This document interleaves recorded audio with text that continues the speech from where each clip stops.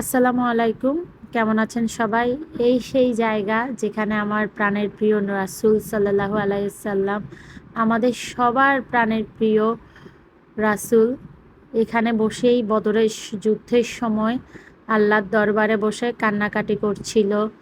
আর এই সেই পাহাড় যেখানে ফেরেশতারা বদরের যুদ্ধে অংশগ্রহণ করার জন্য এখানেই নেমেছিল।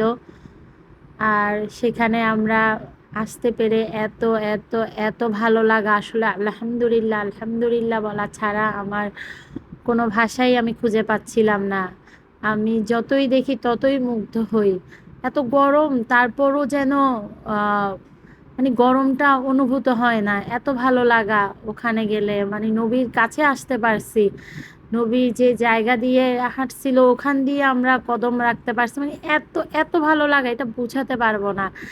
আর এই সেই জায়গা যেখানে বদরের যুদ্ধে যে সাহাবীরা শাহাদাত বরণ করেছেন তাদেরকে এখানে দাফন করা হয়েছিল, সমাহিত করা হয়েছিল।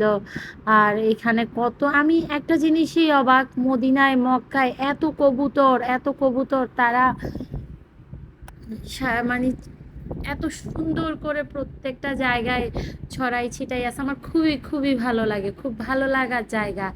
আর এখানে এসে খুবই আবেগ আপ্লুত হয়ে গেলাম। আমার রাসূল, আমার সাহাবীরা ইসলামের জন্য কত ত্যাগ কত কষ্ট স্বীকার করে গেছেন।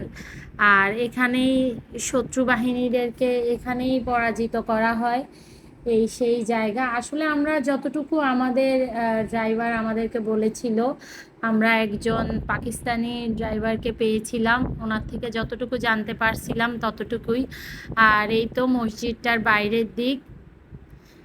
আমার প্রাণের প্রিয় রাসূল এখানে বসেই আল্লাহর দরবারে ফরিয়াদ করছিল সেই সময়, যে কিভাবে বদরের যুদ্ধে এত আহ, কম যোদ্ধাদেরকে নিয়ে শত্রু বাহিনীর সাথে যুদ্ধে জয়ী হবে, কিন্তু আল্লাহর হুকুম যেখানে মুসলমানদের জয় লেখা, সেখানে ঠেকায় কে বলুন।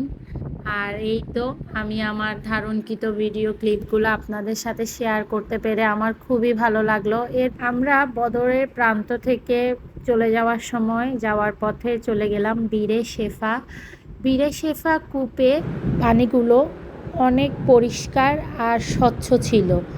আমার রাসূল সাল্লাল্লাহু আলাইহি সাল্লাম বদরের যুদ্ধে অংশগ্রহণ করার জন্য যখন এ পথ দিয়ে তার সাহাবীদেরকে নিয়ে যাচ্ছিল, পথের মধ্যে তাদের অনেক পানির পিপাসা পায়। আর তখন এই কূপটির পানি ছিল অনেক ময়লা আর নোংরা।